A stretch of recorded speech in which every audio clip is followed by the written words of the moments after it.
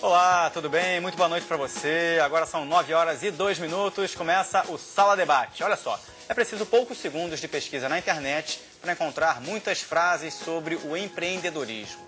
Tem pensamentos, por exemplo, do ex-primeiro-ministro britânico Winston Churchill, de teóricos do marketing como o americano Philip Kotler e de pessoas nem tão conhecidas assim. O Kotler, por exemplo, disse uma determinada vez que existem 3 tipos de empresas: as que fazem as coisas acontecerem, as que ficam vendo as coisas acontecerem e aquelas que se perguntam o que aconteceu.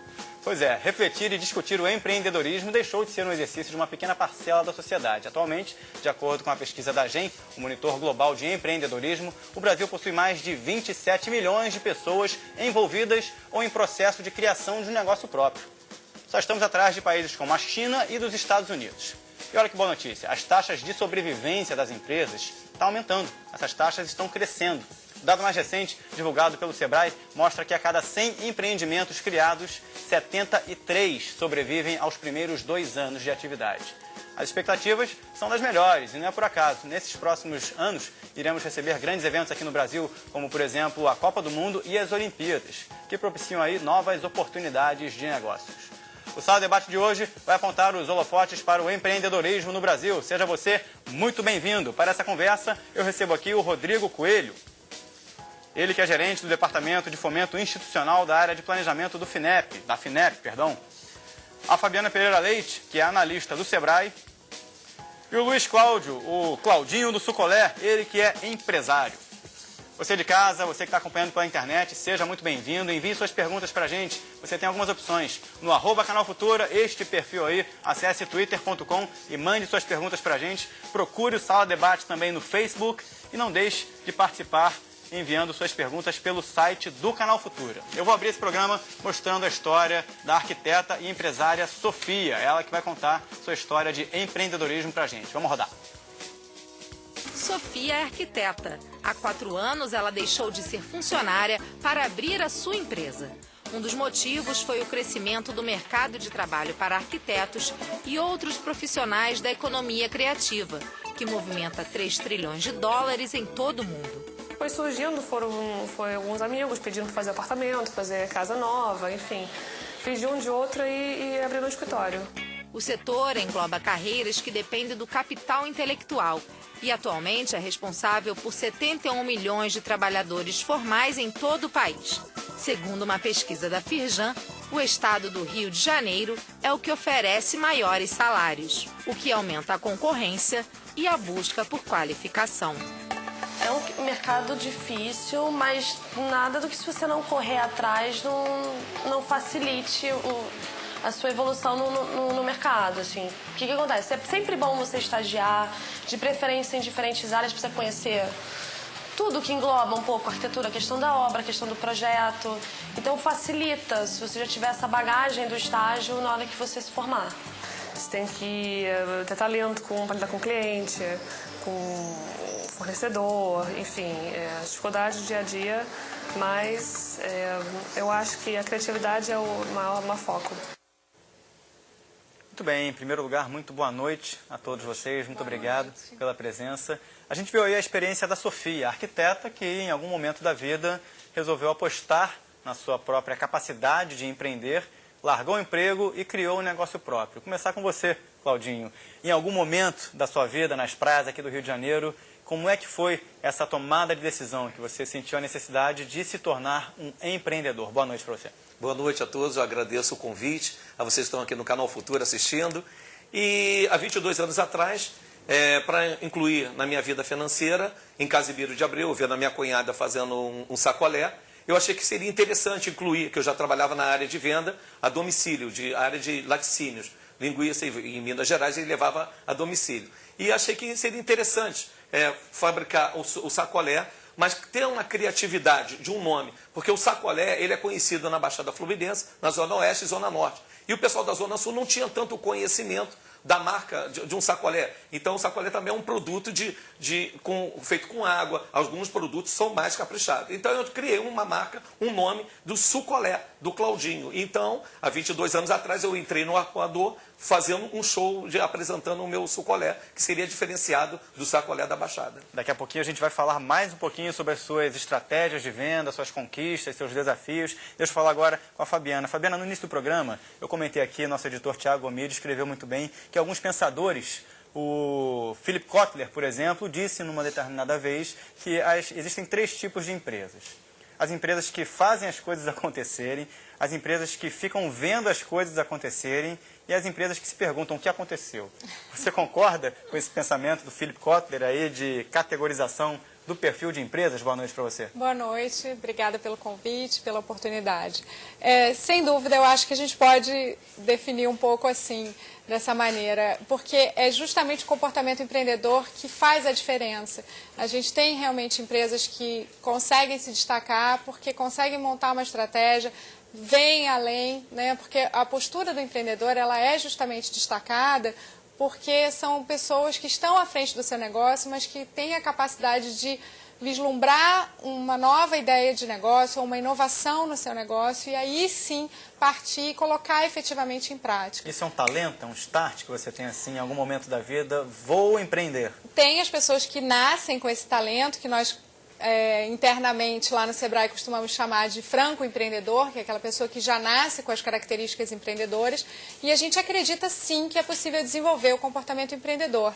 O Sebrae acredita nisso e a gente tem justamente uma série de capacitações e de trabalhos relacionados a isso, para justamente desenvolver características do comportamento empreendedor. Rodrigo, boa noite para você, obrigado pela presença. A gente viu ali no depoimento da arquiteta Sofia algumas áreas de conhecimento voltadas para a tecnologia, softwares de programação. Queria saber de você que momento você acredita que o país está vivendo para o desenvolvimento do empreendedorismo nessa área tecnológica. Grandes eventos vindo por aí, o Brasil se tornando aí a 6ª economia do mundo, movimentando o mercado financeiro. Que áreas do setor tecnológico vem se destacando, na sua opinião, dentro do empreendedorismo? Boa noite, Zé. Boa noite a todos os assinantes. Queria agradecer o convite também. Olha, a FINEP, talvez ela não seja tão conhecida de todos, é uma boa oportunidade de explorar um pouco melhor. A FINEP é a agência brasileira que cuida de inovação. Ela fomenta e financia a inovação no país. E dentro da inovação, é inegável cada vez o papel mais destacado que o segmento das micro e pequenas empresas inovadoras eles contam. Na verdade, esse é um movimento recente no país. Na verdade, são menos de 20 anos para cá que a gente pode falar em incubadoras tecnológicas, em parques de tecnologia, a gente pode falar que o conhecimento está transbordando as universidades e aos centros de pesquisa e se tornando empresas e negócios que viabilizam conhecimento.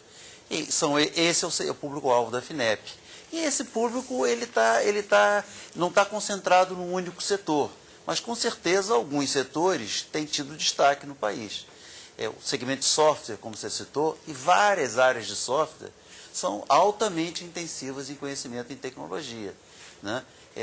Posso citar, só para citar, se a gente está conversando sobre entretenimento, a questão, por exemplo, dos games. Um desenvolvedor de games, muitas vezes é alguém profundamente conhecedora daquela tecnologia envolvida. Esse é um mercado que cresceu muito nos últimos 20, 30 anos, né? A gente percebe aí a molecada envolvida com softwares, com programas de touchscreen, de inovação. É um mercado que está crescente, né? Vou até complementar essa pergunta para o perfil do povo brasileiro. A gente está aqui com o Claudinho como representante. Você julga que o brasileiro é um povo com vocação para o empreendedorismo, de uma maneira geral, ou não?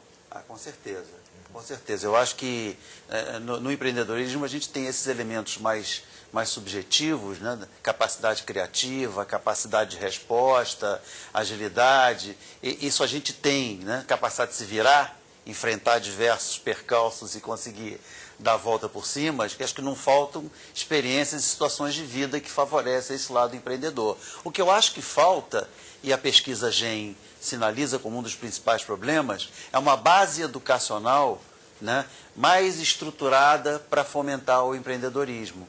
Eu acho que o ambiente universitário ainda precisa trabalhar melhor, principalmente em áreas como engenharia, administração, áreas exatas, que não basta o conhecimento técnico-científico. Eu acho que é preciso incutir e transformar esse local num ambiente propício, porque não é só apoiar a empresa, eu acho que a gente tem que apoiar os ambientes que favorecem a inovação. Nesse sentido, Fabiana, a gente tem o dado aí dos 100 empreendimentos, de cada 100 empreendimentos, hoje 73 conseguem sobreviver aos 2 primeiros anos de atividade.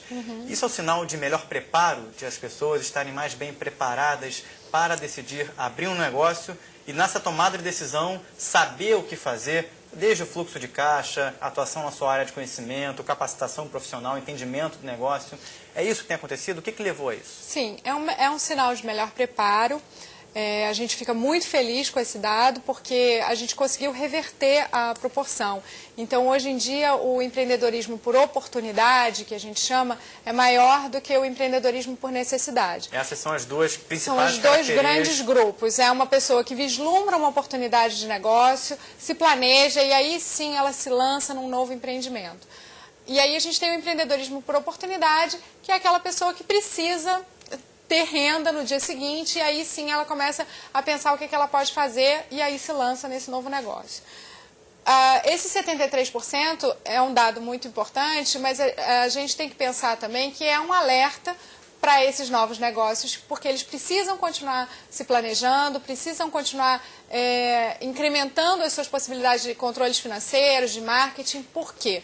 Porque a grande maioria dos pequenos negócios são de comércio e serviços. E em serviços, em especial, os negócios têm um fôlego um pouco maior, porque muitas vezes eles são em casa. Então, quando você pega num intervalo um pouco maior, de 4 ou de 5 anos, essa estatística diminui um pouco. Vamos perguntar aqui ao empreendedor do momento. Claudinho, você se adequa... Primeiro, essas duas categorias. Vou fazer 2 perguntas em uma. Você se vê mais um empreendedor de oportunidade ou por necessidade? E, complementando aqui a Fabiana, que tipo de planejamento você continua fazendo? Você faz planejamento na sua atividade? Você consegue fazer isso? Eu acredito que no início foi uma necessidade, né? Uma necessidade. Hoje eu já tenho um projeto, né, de ampliar a marca Sucolé. Então eu faço vários planejamentos em termos de roupa, de divulgação na praia, de folder, de poder sempre estar mostrando a marca Sucolé em todos os lugares que eu vamos, até em festas e eventos, até dentro do forró, na Feira de São Cristóvão, eu levo a minha galera, nós levamos a nossa roupa, fazemos o nosso show e é uma maneira de agradar os meus vendedores, a minha equipe e divulgar a marca Sucolé, acreditando que ela possa crescer mais através de uma divulgação. E como é que você criou essas estratégias? Você disse aí que leva a turma para determinado ambiente, para vender, para poder falar da marca. Isso foi assim, pensado com base em algum estudo? Isso foi mais da vivência? Não, acho que é uma característica minha. Uma parte carnavalesca, né?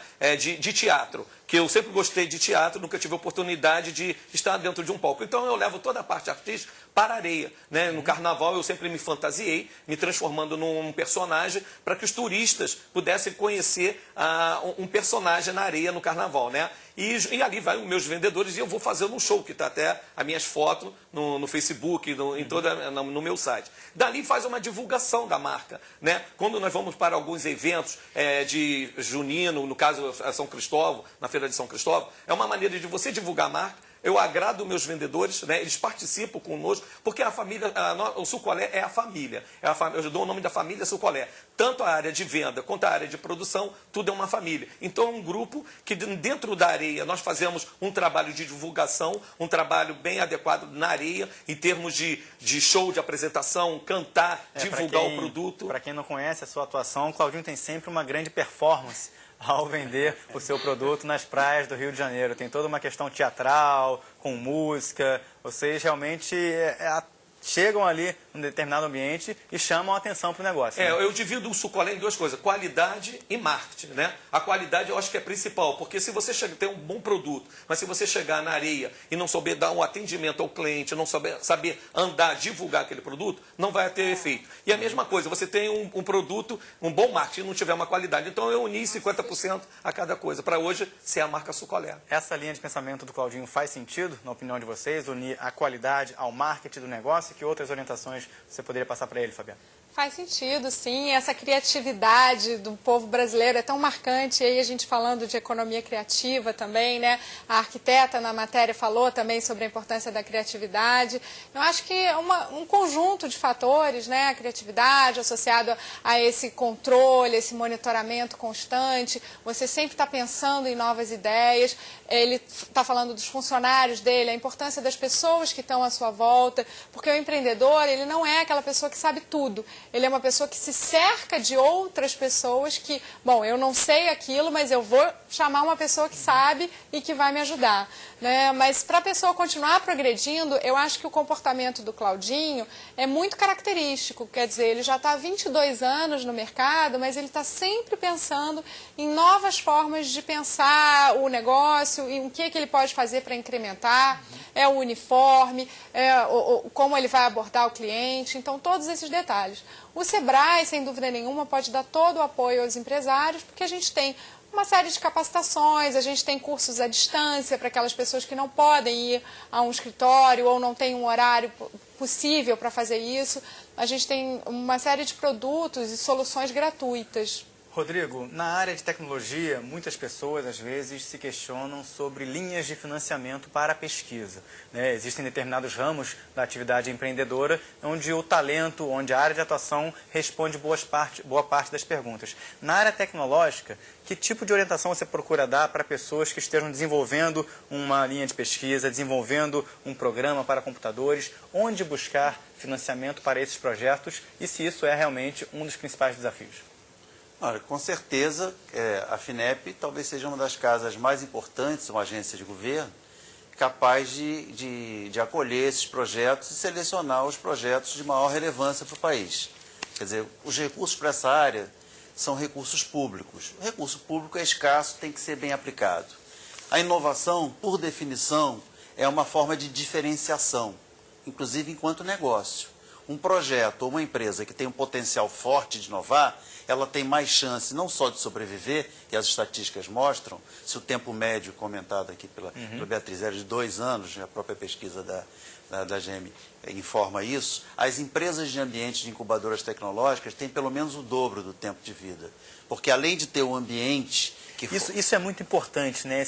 Desenvolver esse ambiente para a inovação. O que representa isso? Na prática, o que é? Que tomada de atitude é? Porque por mais capaz que seja o empreendedor que desenvolve a tecnologia, e muitos deles, no caso de pequenas empresas, eles são os próprios proprietários, né?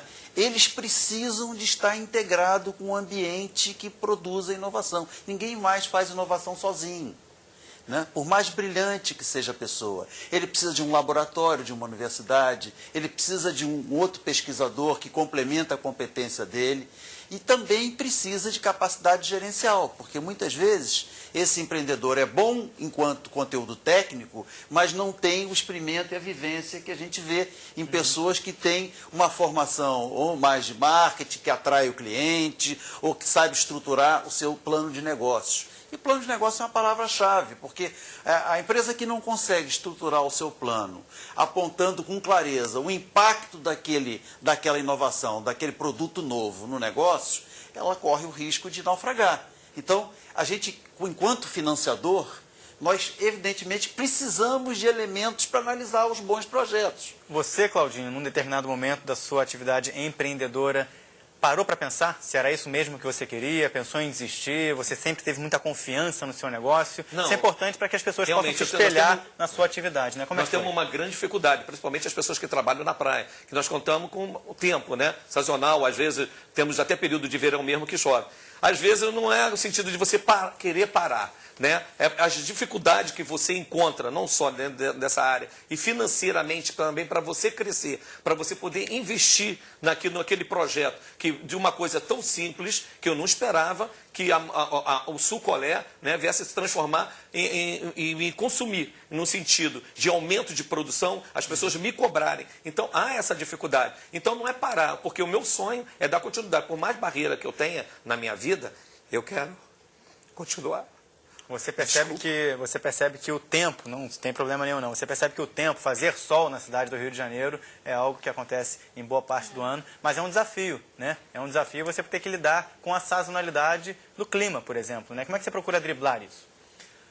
Hoje o que tem nos salvado em algumas questões dessas são eventos que nós estamos partindo, eventos empresariais, casamentos, aniversário, no meio da semana, final de semana. Isso tem cobrido a parte quando às vezes no final de semana, porque a nossa venda ela é trabalhada mais entre sábado e domingo. Nós trabalhamos só com 2 praias, Ipanema e Leblon, o qual hoje tem pessoas que até na Barra da Tijuca estão imitando até a marca Sucolé, e estão levando a nossa marca para outras praias. Mas o verdadeiro sucolé é Ipanema e Leblon. E dependendo só de sábado e domingo. Só nas férias que realmente que nós trabalhamos no meio da semana. Então, mesmo tendo essas dificuldades, nós hoje estamos partindo para essa linha. E o meu objetivo é trabalhar com colégios e academias. Vamos fazer uma rápida pausa. No próximo bloco, vamos falar sobre alguns caminhos que os empreendedores podem buscar para ter um sucesso, não vou dizer mais garantido, mas um caminho menos tortuoso aí para manter o seu negócio. Você de casa pode continuar enviando perguntas para os nossos convidados pelo perfil @Canal Futura no Twitter e pelo site futura.org.br. Nós voltamos já já.